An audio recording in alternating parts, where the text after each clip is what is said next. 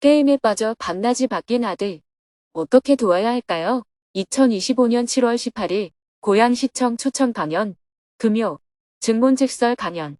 안녕하세요. 오늘은 오전에는 고양시청 초청으로 시민들을 위해 증문즉설 강연을 하고 저녁에는 정토사회문화회관에서 금요 증문즉설 강연을 했습니다. 스님은 새벽 수행과 명상을 마친 후 오전 8시 50분에 서울 정토회관을 출발하여 고양시로 향했습니다. 반포대교를 건너 강변북로를 따라 달려 일산호수공원을 지나 오늘 강연이 열리는 고양아람누리 아람극장에 도착했습니다. 고양시에서 고양시청 소속 전 직원과 산하기관에 근무하는 천여 명이 참석하는 소통공감의 날 행사를 마련하여 법륜 스님에게 강연을 요청했습니다. 민선 8기 3주년을 맞아 시민 중심의 시정 철학을 다시 한번 되새기고 소통과 공감의 조직 문화를 조성하고자 특별히 스님에게 여러 차례 강연을 요청했다고 합니다. 이동환 고양시 시장님의 인사말에 이어서 스님이 큰 박수를 받으며 무대 위로 올라왔습니다. 강연을 하기에 앞서 시장님이 스님에게 감사의 마음을 담아 화분을 선물했습니다. 고양시청 측에서 일상에서의 행복과 바른 생각이라는 주제 강연을 요청해서 먼저 행복이란 무엇인지에 대해 이야기하며 강연을 시작했습니다. 어떤 게 건강한 걸까요? 100m 달리기를 12초에 뛰고 턱걸이를 100개 해야 건강한 겁니까? 건강한 것이란 아이는 아이대로, 어른은 어른대로, 남자는 남자대로, 여자는 여자대로, 뚱뚱하면 뚱뚱한 대로, 빼빼하면 빼빼한 대로 아프지 않으면 건강한 겁니다. 이와 마찬가지로 어떤 게 행복이냐? 고 묻는다면 즐거운 게 행복이 아니라 괴롭지 않은 게 행복입니다. 괴로우면 문제지만 괴롭지 않으면 문제가 없는 겁니다. 즐거워지고 싶으면 즐거워도 되지만 즐거움을 행복으로 삼으면 괴로움이란 불행이 필연적으로 따를 수밖에 없어요. 그래서 우선 여러분들의 행복관을 바꾸어야 합니다. 행복이란 즐거움이 아니라 괴롭지 않은 것. 어떻게 살아도 괜찮습니다. 다만 괴롭지 않게 살면 됩니다. 사는 것은 그리 어려운 게 아닙니다. 다람쥐도 살고 토끼도 사는데 사람이 사는 게 뭐가 어렵겠어요? 그런데 자꾸 여러분들은 사는 게 어렵다고 해요. 저와 여러분들의 대화를 살펴보면 늘 여러분은 어렵다라고 말하고 저는 뭐가 어려운데, 그래서 뭐가 문제인데 라고 되묻는 식입니다. 그래서 어떤 분은 스님이 결혼을 안 해서 애를 안 낳아봐서 그런 소리를 한다라고 말하기도 합니다. 그러나 우리의 인생을 조금만 살펴보면 다 별일 아닙니다. 앞에 앉아 계신 시장님이 다음 선거에서 떨어졌다면 본인에게는 큰일이죠. 그런데 시민들이 보면 아무 일도 아니에요. 여러분은 이혼한 것을 큰일이라고 생각하는데 과연 그럴까요? 원래 혼자 살았잖아요. 둘이 손잡고 살다가 다시 혼자가 된 것인데 그게 뭐가 별일이에요? 별일이 아니에요. 조금만 생각을 바꾸면 사람은 누구나 괴롭지 않게 살 수 있습니다. 하지만 우리의 현실은 괴롭다는 거예요. 그러니 왜 괴로운가? 무엇이 문제인가? 하고 한번 살펴보자는 겁니다. 여러분이 어려운 점을 이야기하면 그 속에서 어떤 생각을 잘못했는지, 어떤 관점을 놓쳤기에 괴로운 것인지 함께 살펴보자는 거예요. 그러면 누구든지 어려움을 겪고 있는 사람이 있다면 손 들고 한번 얘기해 보세요. 이어서 인생을 살면서 겪는 어려움에 대해 누구든지 질문하고 대화하는 시간을 가졌습니다. 가장 먼저 이동환 고양시 시장님이 손을 들고 질문을 했습니다. 시장님은 시장이라는 직책을 수행하면서 예상치 못한 갈등으로 스트레스가 크다며 정책 추진 과정에서 시의회와의 갈등으로 인해 사업이 지연될 때 어떻게 하면 갈등 상황을 지혜롭게 극복할 수 있을지 스님에게 조언을 구했습니다. 스님은 시장님의 고충에 대해 공감하면서 민주적 절차의 중요성과 건강한 리더십이 무엇인지에 대해 이야기해 주었습니다. 시장님이 대화의 분위기를 열어주자 청중석에서도 여기저기서 손을 들고 질문을 하기 시작했습니다.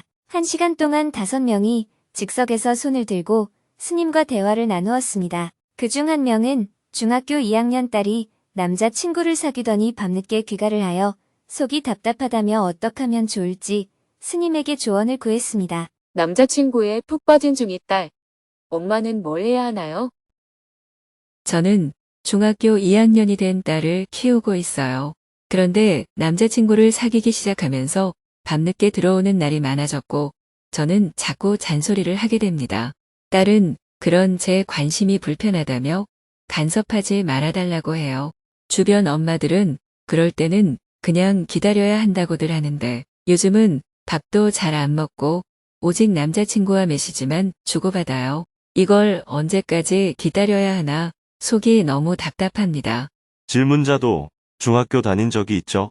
그때 남자친구에게 연락이 오면 기분 좋았어요? 안 좋았어요? 그 나이 때는 남자친구에게 연락이 오면 기분이 좋은 게 정상입니다. 질문자는 그 나이 때 남자친구가 없었죠? 질문자가 도덕적이고 착한 학생이라서가 아니라 그냥 남자친구가 없었을 뿐이에요. 네, 맞습니다. 그 나이에 남자친구나 여자친구에게 연락이 오는 걸 나쁘게 보면 안 됩니다. 사춘기에는 남녀가 교제도 해보고 연락도 주고받아야 나중에 결혼도 할 수 있어요. 그런데 그 시기에 공부해야 한다며 그런 걸 다 막아버리면 나중에는 어떻게 사람을 사귀는지도 모르게 됩니다. 그래서 요즘 젊은이들이 결혼을 못하는 거예요. 그러니 걱정할 것 없어요. 질문자의 딸은 결혼을 할 수 있을 것 같아요. 아이의 행동을 자꾸 부정적으로 보면 아이는 엄마에게 거짓말을 하게 됩니다. 언제까지 참고 기다려야 하느냐는 생각은 아무런 도움이 안 됩니다. 기다린다고 해결되지 않습니다. 감시하지 말고 오히려 관심을 갖고 친구처럼 대화를 해보는 게 좋습니다. 남자친구와 연락하는 거 재미있니? 어떤 메시지가 왔어? 이런 식으로 같이 이야기를 나눠보세요. 그러면 아이가 이런 메시지가 왔어 하면서 얘기도 해줍니다. 설령 아이 아빠가 야단을 치더라도 엄마는 좀 봐주세요. 물론 아직 중학생인데 범죄를 저지르거나 성적인 관계까지 맺어서 아이를 가지는 일이 생기면 부모로서 당연히 대응해야겠지요. 그러나 이 문제를 처음부터 아이를 통제해야 한다는 관점으로 접근하면 끊임없이 아이를 감시해야 하는 상황이 됩니다. 이 문제를 지혜롭게 풀려면 아이를 어떻게 보호할 것인가 하는 관점에서 접근해야 합니다. 예를 들어 아이가 그네를 타려고 하는데 엄마가 떨어질까봐 계속 붙잡고 있으면 아이는 그네를 탈 수 없어요. 그네를 타게 두고 떨어질 위험이 있다는 걸 알고 멀찍이 떨어져서 지켜봐야 합니다. 혹시 진짜 떨어지면 그때 가서 치료를 해주거나 병원에 데려가야 합니다. 이게 바로 보호한다는 관점을 갖는 거예요. 아무리 하지 말라고 해도 아이는 결국 해요.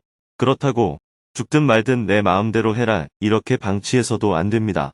위험하지 않게 울타리를 넓게 쳐주되 아이와 대화를 하면서 아이가 하는 걸 지켜보는 자세가 필요합니다. 정말 큰 위험이 아니라면 괜찮다고 여기는 관점을 가져야 해요. 학교만 다녀도 괜찮다고 생각하세요. 밤늦게라도 집에 들어오면 괜찮은 거예요. 안 들어오는 것보단 낫잖아요. 성관계만 가지지 않으면 괜찮고 혹시 성관계를 가졌다 해도 아기만 생기지 않으면 괜찮습니다. 그러니 너무 좁게 보지 말고 좀 더 넓게 바라보셔야 해요. 엄마가 아이를 믿지 못하고 감시하듯 대하거나 범죄자처럼 취급하면 아이는 자신이 신뢰받지 못하는 존재라고 느끼게 돼요. 그러면 나중에 사회에 나가서도 신뢰받는 사람으로 자라기 어렵습니다. 엄마는 아이에 대해 내가 건강하기만 하면 괜찮다. 학교만 다녀도 괜찮다. 엄마는 너를 사랑한다. 이런 관점을 가지고 간섭보다는 늘 염려하는 마음으로 바라봐야 합니다. 무슨 일이 생기더라도 엄마는 너를 지지하고 보살핀다는 믿음을 주어야 해요. 엄마가 이렇게 큰 틀에서 아이를 바라봐주면 아이도 스스로 자제를 하게 됩니다. 당장 관계를 끊어라는 뜻이 아닙니다. 위험을 방지하는 정도의 관점만 가지면 된다는 겁니다. 질문자가 언제까지 지켜보면 아이가 그만두겠냐고 질문했는데 아이는 안 그만둡니다. 그렇게 이어져서 연애도 하고 결혼도 하고 아이도 낳고 그렇게 살아가는 거예요. 만약 인간이 인위적인 사회에서 자라지 않고 자연 상태에서 자란다면 고등학교 1학년 정도의 나이가 되면 자연스럽게 연애를 하고 아이를 낳게 됩니다. 옛날에는 결혼 시스템이 그렇게 되어 있었어요. 그런데 지금은 인간 사회가 이걸 인위적으로 막고 있기 때문에 청소년 문제가 생기는 겁니다. 조선시대에는 15살만 되면 결혼을 했습니다. 그래서 요즘 사회적으로 문제가 되고 있는 청소년 성 문제라는 게 생길 수가 없었어요. 자연에 거스르는 사회 시스템 때문에 청소년 문제가 생기는 것입니다. 딸이 느끼는 감정이나 이성에 대한 관심 자체는 자연스러운 겁니다. 다만 SNS에 너무 빠져 있다면 아이를 조용히 병원에 데리고 가서 심리 상담을 한번 받아보는 게 좋습니다. 왜냐하면 심리가 불안하면 가만히 있질 못하고 계속 SNS를 보거나 남자친구의 메시지를 확인하거나 그런 행동으로 심리를 안정시키려고 하기 때문입니다. 딸의 행동은 심리 불안의 징조일 수도 있으니까 조용히 병원에 데려가서 다른 검사도 하면서 동시에 심리 검사도 같이 받아보는 게 좋아요. 감시하거나 통제하거나 제재하려는 관점이 아니라 돌보고 보살핀다는 관점을 가져야 합니다. 아이가 공부도 안 하고 방에서 나오지도 않고 밥도 잘 안 먹는다면 정신적으로 문제가 있을 가능성이 있습니다. 그럴 때는 혼내거나 잔소리할 게 아니라 아이의 상태를 체크해보고 어떻게 치료하고 보완해 주어야 할지 고민해야 합니다. 부모라면 이런 관점을 갖고 접근해야 해요. 그래야 이 문제가 크게 걱정할 문제가 되지 않습니다. 정신과에도 한번 다녀왔었어요. 그런데 아이가 약을 안 먹으려 해요. 의사 선생님은 뭐라고 하시던가요? 아이가 잠을 잘 자지 못하니 약을 좀 먹자고 하셨어요. 정신적으로 문제가 생겼을 때 첫 번째 특징이 잠을 잘 자지 못하는 겁니다. 심리적으로 불안하면 잠을 깊이 자지 못합니다. 두 번째 특징은 자꾸 SNS나 TV 같은 것에 집착하게 되거나 특정 사람에게 과도하게 의지하려는 경향이 생기는 것입니다. 아마 아이가 정신과 약을 먹으면 졸리고 멍해지는 게 싫어서 안 먹으려는 것일 수 있어요. 그럴 때는 정신과 약이라고 하지 말고 의사 선생님과 잘 상의해서 부드럽게 아이를 설득해 보세요. 그리고 음식으로 아이의 치료를 도와줄 수도 있습니다. 예를 들어 심리 안정과 수면에 도움을 주는 음식이 있습니다. 그런 식재료들을 구해서 음식을 통해 아이가 심리적으로 안정되도록 만들어주는 것도 한 방법입니다. 질문자의 얘기를 들어보면 지금 딸이 남자친구를 좋아하는 것은 큰 문제가 아닙니다. 제가 보기에는 딸이 가진 심리적인 불안이 더 큰 문제인 것 같아요. 그 부분을 부모가 의사와 함께 상담하면서 조금 더 깊이 도와주는 게 필요합니다. 감사합니다. 잘 알았습니다. 계속해서 질문들이 이어졌습니다. 동네의 땅 주인이 길을 막고 있습니다. 동네 주민들은 길을 막지 말라고 하는데 땅 주인은 보상금을 못 받았다며 버티고 있습니다. 통장으로서 갈등 상황을 어떻게 해결해야 할까요? 저는 목소리가 너무 크고 주장이 세다 보니 고객들과 말을 하다 보면 왜 자꾸 화를 내냐고 지적을 받습니다. 위축되는 마음을 어떻게 극복해야 할까요? 아들의 여자친구가 유방암 수술을 하고 항암 치료도 받았지만 재발 위험이 있습니다. 남편이 아들의 결혼을 반대하는데 엄마로서 제가 어떻게 해야 할까요? 외손녀 둘을 키우고 있는데 둘이서 많이 싸웁니다. 둘 사이에서 할머니인 제가 어떻게 해야 할까요? 더 질문하고 싶은 사람들이 많았지만 마쳐야 할 시간이 되었습니다. 12시에 강연을 마친 후 스님은 이동환 시장님과 함께 접견실로 이동하여 차담을 나누었습니다. 공무원들이 민원을 처리하느라 힘들다고 하는데 고양시는 민원이 얼마나 들어옵니까? 연간 70만 건의 민원이 들어옵니다. 한 달에 평균 6만 건의 민원을 받고 있습니다. 민원실에만 50명의 직원들이 일하고 있습니다. 인구가 100만이 넘어서 고양특례시가 되었는데 인구가 많은 만큼 민원도 많이 들어옵니다. 수고가 많으시네요. 스님과 시장님은 시민들의 생활 속에서 민주주의가 구현되려면 어떻게 해야 하는지 많은 대화를 나누었습니다. 차담을 마치고 시장님이 직접 구입해온 스님의 책을 보여주며 사인을 부탁했습니다. 제가 스님의 증문즉설 유튜브도 많이 보았고 책도 읽어보고 싶어서 직접 사왔습니다. 함께 기념사진을 찍은 후 고양 아람누리 아람극장을 나왔습니다. 스님, 바쁘신데 이렇게 시간을 내어주셔서 감사합니다. 인사를 나누고 고양시를 출발하여 다시 정토사회문화회관으로 향했습니다. 비가 부슬부슬 내리는 가운데 오후 1시에 정토사회문화회관에 도착했습니다. 오후에는 사회 인사분들이 평화재단을 찾아와 스님과 미팅을 했습니다. 오후 2시에는 박용진 더불어민주당 전 의원님이 스님을 찾아와 차담을 나누었습니다. 한국 사회가 나아가야 할 방향에 대해 조언을 구하고 여러 가지 주제로 많은 이야기를 나누고 돌아갔습니다. 오후 4시에는 사상계 잡지를 재창간해서 만들고 있는 장원농촌 유토피아 연구소 소장님이 스님을 찾아와 미팅을 했습니다. 장원 소장님은 55년 만에 복간된 종합교양지 사상계의 편집인으로 참여하여 신문명에 대한 전문 잡지를 만들고 있다며 스님에게 많은 관심과 지지를 부탁했습니다. 사상계 잡지는 과거 고 장준하 선생 시절처럼 공익 잡지로 기능할 것이며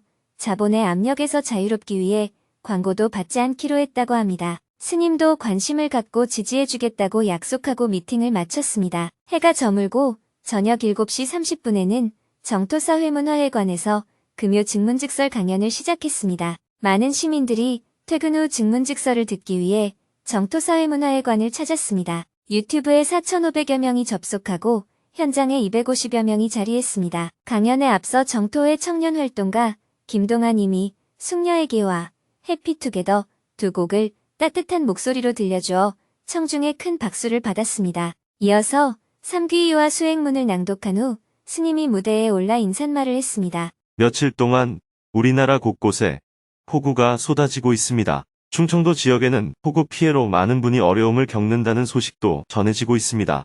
반면에 지난주 내내 무더웠던 날씨는 계속되는 비로 인해 시원해졌습니다. 비 오는 날 이곳까지 오시느라 불편했을 텐데 이렇게 많은 분이 참석해 주셔서 감사 말씀을 드립니다. 1시간 반 동안 7명이 손을 들고 스님과 대화를 나누었습니다. 그중 한 명은 예민하고 미숙한 고이 아들과의 관계가 걱정이라며 성인으로서 대화하고 지원을 끊는 것이 맞는지 스님에게 조언을 구했습니다. 게임에 빠져 밤낮이 바뀐 아들, 어떻게 도와야 할까요? 저는 18살 아들을 키우고 있는 워킹맘입니다. 스님 말씀처럼 아이가 36개월이 될 때까지는 직장을 다니지 않고 아이와 시간을 같이 보내며 엄마의 사랑을 충분히 느끼도록 해주었습니다. 36개월이 지나자 아이는 어린이집에 보내고 저도 일을 시작했습니다. 그런데 어린이집에서 아이가 다른 아이들처럼 트램펄린을 뛰지 않고 혼자 바닥에 넙죽 엎드려만 있었다는 이야기를 들었고 목욕 후 몸에 로션을 발라줄 때는 무서운지 소스라치게 놀라는 일도 있었습니다. 아이의 기질이 타고난 건지 감정 기복도 심한 편입니다. 저와 아이 아빠는 아이랑 대화도 많이 하고 아이 스스로 결정할 기회를 주려고 노력해왔습니다. 초등학교 고학년을 지나 중학교를 진학하면서 아이는 학교 공부도 어려워했고 학교 생활에도 적응하지 못했습니다. 결국 고등학교 1학년 때 자퇴를 했습니다. 자퇴를 결정하는 과정에서도 대화를 많이 나눴는데 저는 아이의 결정을 존중하는 게 맞다고 생각했습니다. 자퇴 서류를 학교에 제출하고 온 날 아이 아빠는 대성통곡을 했습니다. 저는 나름대로 최선을 다해 아이를 키웠다고 생각하는데 아이의 타고난 기질이나 성향은 부모가 어떤 방식으로 돌봐주는 게 좋을지 궁금합니다. 아침에 아이를 깨우는 일이 너무 어렵습니다. 아이는 아침에 일어나면 지옥 같다라고 말합니다. 지금 아이는 프로게이머가 되겠다고 하며 혼자 생활하고 있습니다. 가끔 통화를 하거나 주말에 집에 있을 때 보면 낮 동안에는 계속 자고 밤에 일어나서 게임을 하는 생활이 반복되고 있습니다. 밥도 잘 안 챙겨 먹고 밤에 잠도 안 자니까 부모로서 답답한 부분이 많습니다. 저렇게 일어나지도 못하고 밥도 안 먹고 심각한 저체중 상태에서 군대를 가면 버틸 수 있을까 하는 두려움도 있습니다. 어떻게 해야 할지 막막하고 답답합니다. 네, 잘 들었습니다. 우선 질문자의 얘기만으로는 아이의 상태를 정확하게 판단하기 어렵습니다. 그러나 얘기한 부분을 기초로 짐작해보면 아이는 정신적 또는 신체적으로 어려움을 갖고 있을 수 있겠다는 생각이 듭니다. 아침에 일어나지 못하는 것도 엄마가 볼 때는 멀쩡한데 왜 못 일어날까 싶겠지만 아이 입장에서는 일어나고 싶어도 일어날 수 없는 상태일 수도 있습니다. 아이가 자라면서 말이나 행동, 인지적인 면에서 또래들과 조금 다르다면 아동 심리학을 전공한 의사에게 상담을 받아야 합니다. 아이의 신체적, 정신적 발달 상태를 살펴보고 태생적인 장애인지 아닌지 먼저 검진을 해야 합니다. 그렇게 해서 질환이라고 진단이 되면 치료를 하면 됩니다. 물론 치료를 한다고 해도 한계가 있습니다. 어떤 장애는 치료를 하더라도 완벽하게 회복하기가 어렵다는 점을 인정해야 합니다. 이럴 때는 아이의 상황에 맞는 교육을 해야 합니다. 아이가 사물을 인지하거나 기억하는 능력이 80이라고 하면 80에 맞는 학습 지도를 해야 합니다. 80인 아이를 다그쳐서 열심히 하게 한다고 해서 100이 되는 게 아닙니다. 100인 아이를 한 번 가르칠 때 80인 아이는 2번 가르치는 것을 목표로 해야 하고 아이도 그렇게 훈련을 받아야 합니다. 자식에게 병이 있다고 진단이 되면 치료를 받도록 해야 하고, 병은 아니지만 약간의 장애가 있다고 진단이 되면 그 장애 정도에 맞춰서 교육을 해야 합니다. 아이가 인지 능력이 떨어질 경우에는 부모가 기대하는 것을 다 해내지 못하게 됩니다. 과제를 감당하지 못하게 되면 아이는 심리적 압박을 받게 되고 결국은 자신이 모자라는 사람이라고 생각합니다. 결국 과제를 외면하고 포기하게 됩니다. 이렇게 되면 더 이상 교육 효과는 나타나지 않습니다. 우선 질문자는 아이의 상태를 먼저 점검해야 합니다. 그 진단 결과에 따라 아이를 돌보는 것이 부모로서 필요합니다. 제가 봤을 때는 인지 능력이 떨어지는 것 같지는 않아요. 아이가 말대꾸를 하는 걸 보면 똘똘하게 말을 잘하거든요. 의사의 진료 없이 자신의 판단만 가지고 얘기하는 것은 이 상황을 개선하는데 아무런 도움이 되지 않습니다. 판단은 전문가에게 맡겨야 합니다. 전문가의 진료를 통해 검증을 받아야 정확한 진단이 나옵니다. 진단에 맞는 치료와 교육이 이루어져야 합니다. 엄마는 자식을 낳아서 키우지만 아이의 심리나 인지 능력은 정확히 알 수가 없습니다. 말대꾸를 잘한다고 해서 문제가 없다고 생각하는 것은 너무 경솔한 태도입니다. 사람마다 잘하는 게 있고 못하는 게 있습니다. 그러나 부모는 아이가 몇 가지 잘하는 걸 보고 다 잘한다고 생각하거나 몇 가지 못하는 걸 보고 다 못한다고 생각하는 경향이 있습니다. 실제로 하나하나 나눠서 보면 잘하는 것도 있고 못하는 것도 있습니다. 그걸 모르고 일부분만 보고 일반화해서 판단하면 질문자처럼 아이를 이해하지 못하게 됩니다. 보기에는 바보 같아 보여도 굉장히 뛰어난 부분이 있을 수도 있고 보기에는 총명해 보여도 실제로는 바보 같은 행동을 할 수도 있습니다. 그리고 사람마다 생체 리듬이 달라서 아침에 눈이 또렷하고 저녁이 되면 졸린 사람이 있는가 하면 아침에는 내내 졸리다가 저녁이 되면 눈이 반짝반짝해지는 사람도 있어요. 정토의 공동체에서 함께 사는 사람들 중에도 어떤 사람은 새벽마다 졸면서 기도를 하다가 저녁만 되면 눈이 반짝거리는 사람이 있습니다. 그 반대인 경우도 있고요. 운전하는 사람 중에도 밤늦게까지 운전해도 멀쩡한 사람이 있고 반대로 밤에는 졸려서 운전을 못하고 새벽에만 운전이 가능한 사람도 있습니다. 그러니 각자 자기 상태에 맞춰 살면 되는 거예요. 질문자처럼 정확한 진단 없이 내 기준대로만 아이를 이해하려 하면 내가 낳아서 한 집에 산다고 해도 아이를 전혀 모를 수 있습니다. 내가 먼저 아는 척하지 말고 전문가에게 정확한 진단을 받아야 합니다. 그 결과를 받아들이고 질병이라고 하면 치료약이나 상담을 통해서 개선해 나가야 합니다. 또 오랫동안 습관화된 행동이라면 변화하는데 많은 시간이 걸립니다. 여유를 가지고 꾸준히 변화를 위해서 노력해야 합니다. 질문자는 아이가 3살이 될 때까지 직장도 쉬면서 정성껏 키웠으니 아이에 대한 기대가 높은 거예요. 그런데 A가 기대에 못 미치니까 자꾸 잔소리를 하게 되는 겁니다. 그게 반복되어서 지금과 같은 문제가 생긴 것일 수도 있습니다. 부모의 지나친 기대는 자식을 문제가 많은 사람으로 만들게 됩니다. 부모는 자식을 항상 있는 그대로 살펴보고 개선될 수 있는 길을 같이 찾아나가야 합니다. 문제가 있다고 단정하지 말고 정확한 진단을 받아서 치료를 받아야 합니다. 술을 마시고 자기 자식을 때리는 아버지는 대부분 정신질환자인 경우가 많습니다. 사실은 평범한 사람보다 더 괴롭게 살고 있는 거예요. 자식을 때리고 사는데 마음이 편한 사람이 어디 있겠습니까? 자기 스스로 통제가 안 되는 환자인 거예요. 옛날에는 환자라는 걸 모르니까 그냥 그렇게 살았던 겁니다. 어린아이도 큰 상처를 받게 되지만 때리는 부모도 정신적 질환이 있는 사람이라고 할 수 있습니다. 그러니 아이의 상태를 먼저 점검하고 그에 맞게끔 돌보는 자세를 가져야 합니다. 자꾸 내 기대를 내세우면 계속 불행을 자초하게 됩니다. 네, 고맙습니다. 부모로서 자식을 다 안다고 생각했었는데 객관적이지 못한 부분이 있었다는 반성이 되었습니다. 따끔하게 혼내주셔서 감사합니다. 이 세상에서 제일 무서운 것이 확신이라는 말이 있습니다.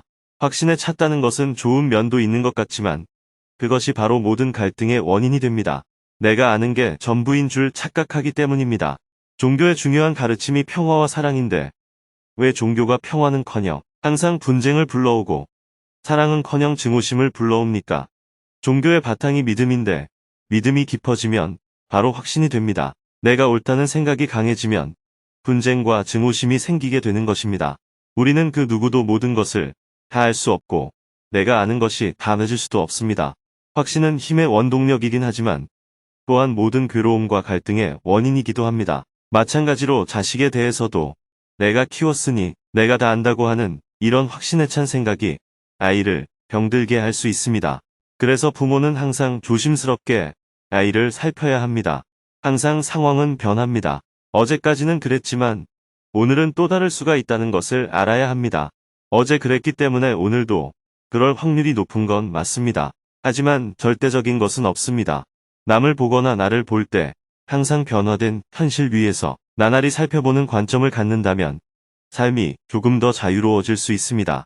계속해서 질문들이 이어졌습니다. 저는 어릴 때부터 아버지의 폭력에 노출되어 불우한 가정환경에서 자랐습니다. 그 때문인지 사람 관계에서 유연하고 싶은데 자꾸만 도망가게 됩니다. 어떻게 하면 좋을까요? 어린 시절 아빠가 엄마를 죽일 수도 있다는 공포감 속에 살았고 엄마는 저를 학대했습니다. 인간에 대한 회의감이 느껴지는데 어떻게 해야 이 괴로움에서 벗어날 수 있을까요? 상대가 동의해서 성관계를 한 줄 알았는데 상대가 저를 경찰에 신고했습니다. 범죄 기록 때문에 취업에 제한이 있을지 다른 이성을 만나면 또 이런 일이 생길지 걱정이 됩니다. 아버지가 오랫동안 조울증을 앓으셨고 지금은 지병으로 와상 상태입니다. 정신은 명료하셔서 곡기를 끊고 생을 마감하고 싶다고 하시는데 어떻게 하면 좋을까요? 한국 사회는 모두에게 기회가 평등하게 주어지지 않는 불공평한 사회입니다. 이에 대해서 스님은 어떻게 생각하는지 궁금합니다. 제 마음속 오만함을 보았습니다. 남을 대놓고 무시하지는 않는데 마음 깊숙한 곳에 있는 오만함이 상대에게 전달될 것 같습니다. 어떻게 행동해야 오만함을 버릴 수 있을까요? 대화를 마치고 나니 밤 9시가 되었습니다. 다음 주 이 시간을 기약하며 사홍서원으로 강연을 마쳤습니다. 내일은 오전에는 평화재단을 찾아온 사회인사와 대한민국의 외교 안보 현안을 주제로 미팅을 하고 점심에는 조계종 원로의원인 동명 큰스님과 식사를 한 후 차담을 나누고 오후에는 정토회 제5차 서원행자 수계식에 참석해 법문을 할 예정입니다.